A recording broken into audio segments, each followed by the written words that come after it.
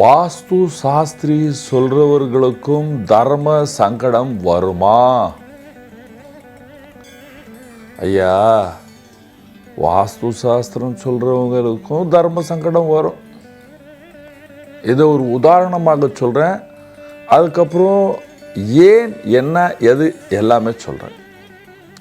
எனக்கு ஒரு கோவிந்தப்பா நாயக்கன் தெரு, சென்னை சவுகார்பேட்லேருந்து ஒரு பெரிய ஹோல்சேல் வியாபாரி, நாங்கள் ஒரு வீடை வாங்கலான்னு இருக்கோம், அது கொஞ்சம் பாருங்க அப்படின்னு என்னை கூப்பிட்றாங்க. நான் அப்பாயின்மெண்ட் கொடுத்து போய் பார்க்குறேன். அதே கூட கோவிந்தப்பா தெருவில் லாஸ்ட்டில் ஒரு வீடை பார்க்குறேன். சார், இந்த வீடை வாங்காதீங்க அப்படின்னு. என்ன சார், இது பலானா பில்டருடைய அப்பாவுடைய வீடு, அப்படி இப்படின்னாங்க. இவங்க சென்னையில் இப்போ பெரிய பேர் புகழ் அப்படின்ட்டாங்க. அப்பா, இது வேண்டாம், உனக்கு எவ்வளோ அண்ணன் தம்பிங்க அப்படின்னு கேட்டேன்.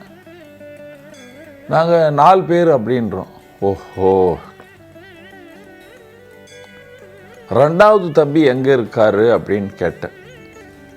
அவர் குஜராத்தில் பாலன்பூரில் இருக்கார். அவர் தனி ஃபேக்ட்ரியை பார்க்குறாரு. அவர் இங்கே வர்றதே கிடையாது. ஓகே, இப்போ நான் உங்களுக்கு சொல்கிறேன், அவர் வராமல் இருந்தால்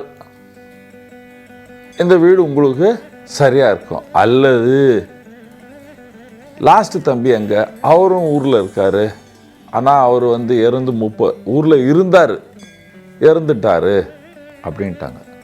அவர் யங் ஏஜ்லேயே போயிட்டார் அப்படின்னா. ஓஹோ, நோ ப்ராப்ளம். இப்போ யார் அப்படின்னு, 1st, 2nd and 3rd நாங்கள் 3 பேர் தான் இருக்கோம் அப்படின்றாங்க. ஓகே, இந்த 2nd இங்கே வர்றதே கிடையாது, 1st and 3rd தான் நாங்கள் இங்கே இருக்கோம் அப்படின்றாங்க. ஓகே, எடுத்துங்க அப்படின்ட்டேன். ஆனால் கண்டிப்பாக உங்கள் தம்பி 2வது வந்தால் பெரிய விபத்தில் மாட்டிக்கொள்வீர்கள். இதை மாத்திரம் ரொம்ப உஷாராக கவனிக்கணும். இப்போ வீட்டுடைய அமைப்பை பாருங்கள். மேற்கு திசை வாசல். என்னது? மேற்கு திசை வாசல். அதில் நடுவுலையும் ஒரு வாசல் இருக்குது.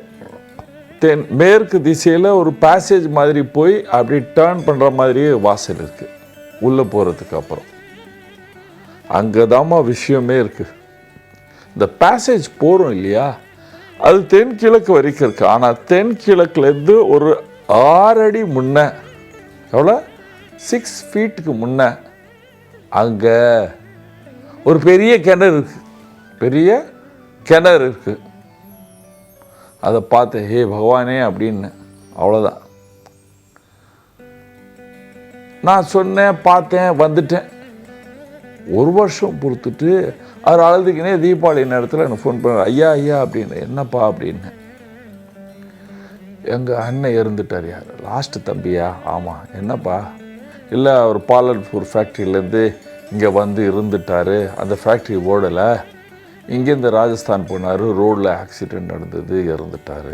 ஜீப் ஆக்சிடெண்ட் நடந்தது, இறந்துட்டார் அப்படின்னு. நேர்களே, எல்லோருக்கும் சொல்கிறேன், எப்பொழுதுமே தெற்கு திசை வீடு இருந்தாலும் ஃபஸ்ட்டு ஒவ்வொரு திசையிலேருந்து ஆரம்பிச்சிடுறேன். தெற்கு திசை வீடு இருந்தாலும் தெற்கு மத்திய பகுதியிலேருந்து தென்கிழக்குக்கு மத்திய பகுதி, தெற்கு சென்டர் ஆஃப் சவுத்லேருந்து தென்கிழக்குக்கு மத்திய பகுதியில் தண்ணீர் இருந்தால் 2ஆம் மகனுக்கு ஆபத்து. தென்கிழக்கு வாசல் இருந்தால், அது உள்ளி ஒரு 4 அடி அப்புறம் தண்ணி இருந்ததுன்னா 2ஆம் மகனுக்கு ஆபத்து. போன உடனே தண்ணி இருந்தால் 1st மகனுக்கு ஆபத்து, பிரச்சனை.